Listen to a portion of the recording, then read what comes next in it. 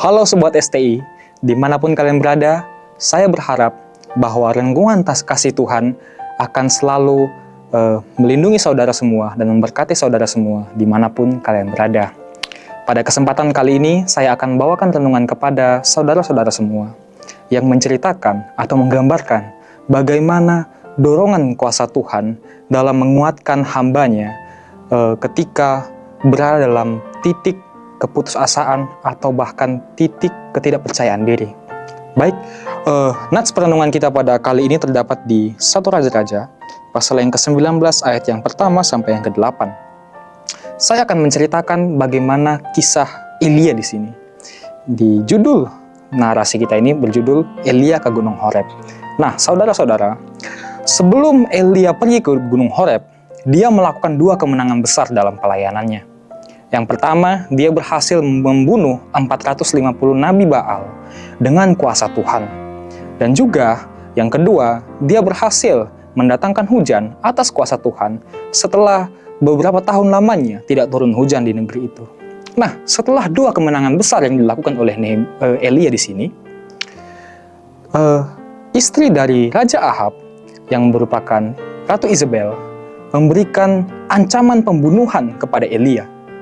Ketika Elia mendengar kabar ini, dia pun langsung lari. Nah, pada saat pelariannya ini, dia menyerukan raungan keputusasaannya kepada Tuhan.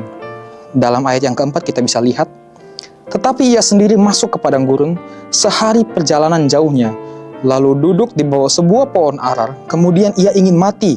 Katanya, "Cukuplah itu, sekarang ya Tuhan, ambillah nyawaku, sebab aku ini tidak lebih baik daripada nenek moyangku."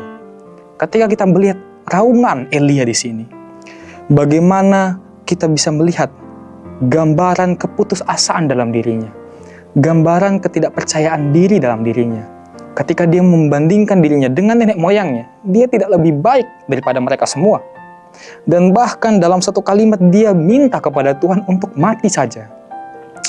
Dalam raungan ini, kita bisa melihat betapa jatuhnya Elia ke dalam rasa keputusasaannya.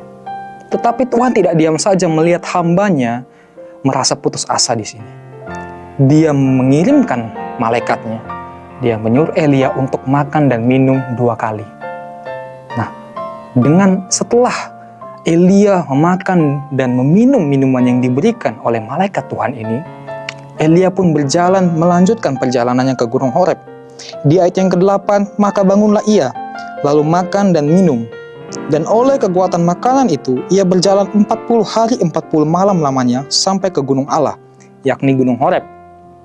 Nah, saudara-saudara, ketika kita membayangkan bagaimana dengan 2 kali makan dan minum saja, berjalan selama 40 hari 40 malam, itu tentunya bukanlah sesuatu hal yang normal dalam kehidupan manusia.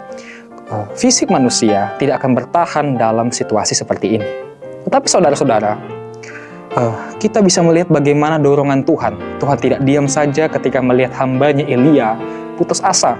Dia memberikan dia makanan. Dan bukan hanya makanan saja, dia menguatkan dia untuk berjalan selama 40 hari 40 malam.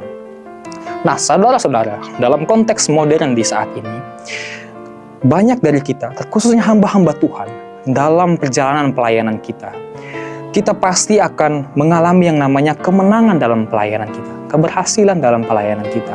Dimanapun kita berada, apapun yang kita layani, pasti Tuhan akan selalu memampukan.